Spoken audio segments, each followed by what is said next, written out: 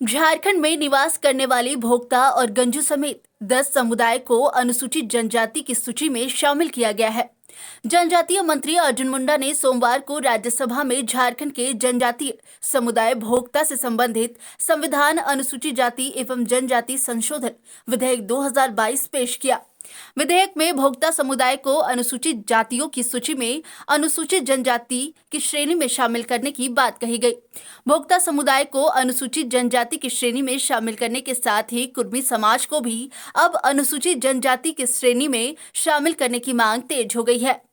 झारखंड के शिक्षा मंत्री जगन्नाथ महतो ने कहा कि निश्चित तौर पर अर्जुन मुंडा ने भोक्ता समाज के लिए अच्छी पहल की है, लेकिन इनकी संख्या झारखंड में कम है। मैं कुर्मी समाज से आता हूं और कुर्मी समाज लंबे समय से खुद को जनजातीय की श्रेणी में शामिल करने की लड़ाई लड़ रहे हैं। इसके लिए केंद्र सरकार को प्रस्ताव भी भेजे गए हैं। लिहाजा अर्जुन मुंडा से मैं मांग करता हूं कि कुर्मी समाज को भी जनजाति की श्रेणी में शामिल करने की दिशा में कुछ काम करे। जो हमारे मुंडा जी अपने समझ के कर रहे हैं, उसमें हमको कुछ नहीं कहना है। अपने अपने समझ की बात, लेकिन हम अर्जुन मुंडा जी के समय में भी कुर्मी का भी भेजे कह के हम भी ST/SC मानते हैं, कुर्मी मानते हैं, उसको भी करना चाहिए। मेरे भारत सरकार को भेजा गया था, हम लोग को छोड़ दिए हैं। हम तो आग्रह करेंगे मुंडा जी से हम लोग का भी उसमें सम्मिलित किया जाए। इधर आजसू के केंद्रीय प्रवक्ता देव शरण भगत ने कहा कि लंबे समय से भोक्ता समाज की यह मांग थी कि निश्चित तौर पर केंद्रीय जनजातीय मंत्री अर्जुन मुंडा ने इस पक्ष में बड़ा काम किया है।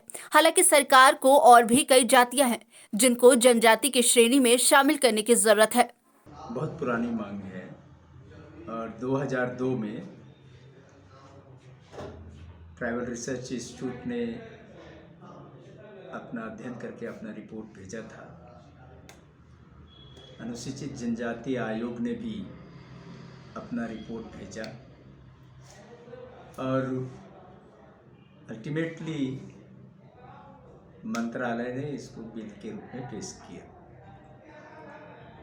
तो हम तो ये कहेंगे कि जो वर्षों की मांग है वो पूरा हुई है। और भी बहुत सारे जातियां हैं जो अपनी मांगों को लेकर आवाज बुलंद करते रहे हैं।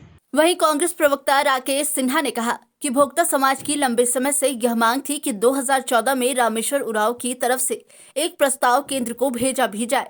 2014 में रामेश्वर उरांव के साथ भी एक प्रस्ताव केंद्र को भेजा भी गया था, लेकिन बीजेपी की तरफ से यह बेहतर कार्य किया गया है। मैं अर्जुन मुंडा को इसके लिए बधाई देता हूँ। देखिए, ये भोक्ता समाज की बहुत पुरानी मांगे थी और जब UPA 2 की सरकार थी केंद्र में, तो 2014 में माननीय रामेश्वर उरांव ने, जो उस वक्त अनुसूचित जाति जनजाति आयोग के चेयरमैन थे, उन्होंने भी इसकी अनुशंसा की थी और आयोग का टीम झारखंड भी आया था और यहाँ लातेहार पलामू क्षेत्रों में भी भ्रमण करके भोक्ता समाज की वस्तु स्थिति को जानने का काम किया है।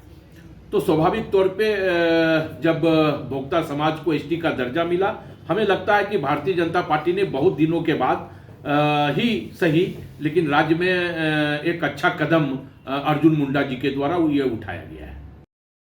न्यूज विंग के लिए रांची से Manish.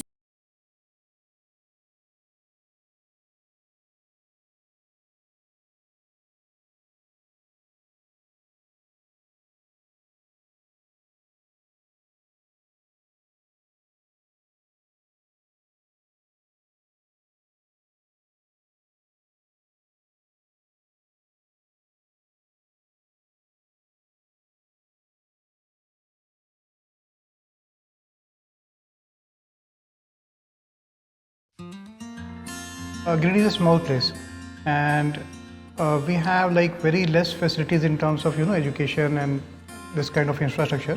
It came to our mind that basically there should be good opportunities for the students of Giridih, those who are leaving the town and going outside for studies, their higher studies and their education. I wanted my son to start with the coding classes, So I researched it online, I got through all the reviews and everything. Then I got in touch with the White Hat representatives, and I was very happy with the progress and all how he was doing. So then I thought that why not to implement it in our school so that all the students are able to learn, this thing. I started coding because we can make our thoughts real. We can interact with the computer. White Hat Junior is helping me to create a web browser.